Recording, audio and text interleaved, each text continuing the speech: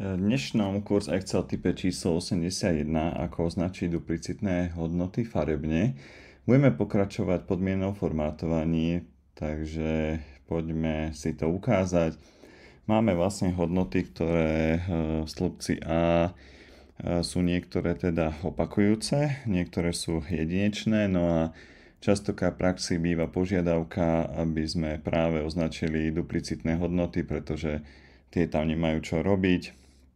V podstate riešenie je dosť jednoduché.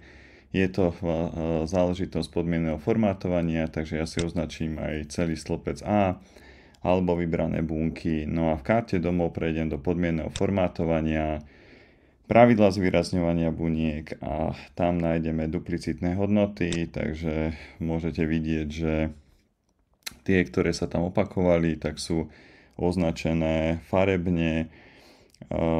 Trošku možno nevýhoda je v tom, že my nemôžeme nastaviť pre rôzne rovnaké alebo rôzne skupiny rovnakých čísel rôzne farby, ale je to vždy teda jedna farba na duplicitné hodnoty.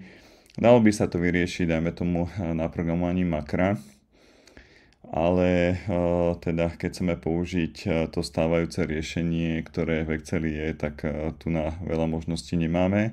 Akurát môžeme zvoliť teda farbu, ako som spomínal, ale tá bude teda jednotná pre všetky čísla.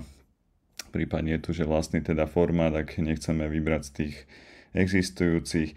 Prípadne v týchto duplicitných hodnotách máme ešte možnosť zvoliť aj jedinečné hodnoty, tak to je vlastne opak toho, čo sme mali pred chvíľkou. Takže vrátim sa späť do duplicitných, potvrdíme OK, no a máme to.